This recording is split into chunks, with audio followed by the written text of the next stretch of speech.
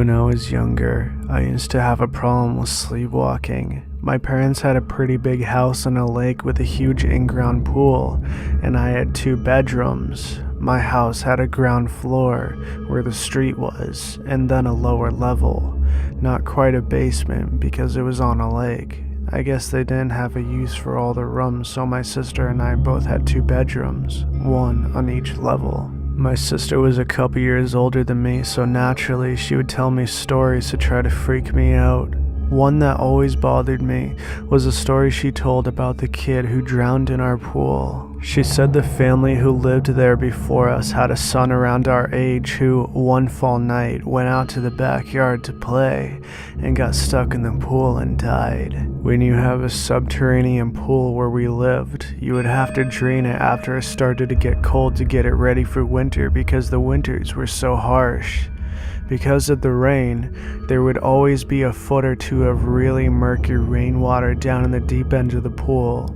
This also made the shallow end of the pool super slippery as it sloped towards the deep end from the mold and whatnot. She told me the boy got into the pool, slipped down to the deep end, and couldn't get out of the water because it was so slippery, and that's how he died. Anyway, this story always creeped me out. Something about knowing someone has died in your house was unsettling for a first grader to be aware of. Some nights I remember falling asleep in one bedroom and waking up in the other without remembering changing rooms at all. Other nights it was something as slight as falling asleep on the bottom bunk of my bed and waking up on the top bunk. The layout of my rooms were completely different, so when this happened, it would be so dark, I'd have to get out of bed and feel my way to the light switch along the wall.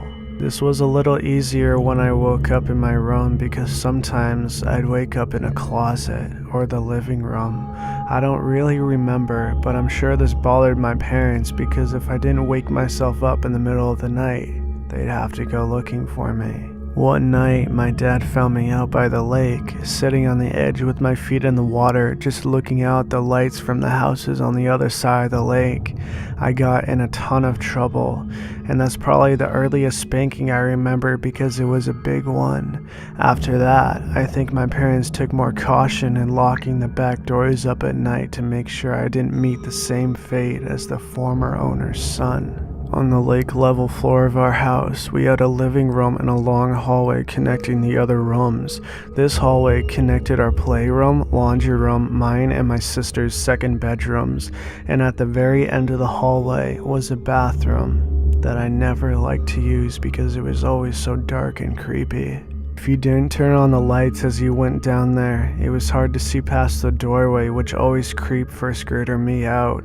When I would sleepwalk and wake up in the living room or playroom, I'd always sprint down the hallway to the stairs and up to my other rooms, because I wouldn't have to look past at the creepy bathroom down the hallway. So it was fall, and I distinctly remember falling asleep on the top bunk of my bed upstairs. I kept some toys up there so I could mess around prior to falling asleep if I wasn't overly tired. At about 2 to 3 in the morning, I woke up, and before I opened my eyes, I was immediately freaked out. I wasn't on my top bunk anymore, and I wasn't in my other bed. I was laying on something harder like carpet or linoleum. Opening my eyes, I was looking up at a narrow ceiling, meaning I wasn't in a room.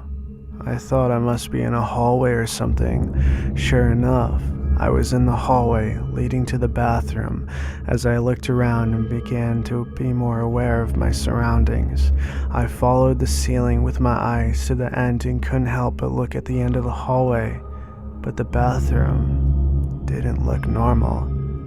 There was someone in there on the floor.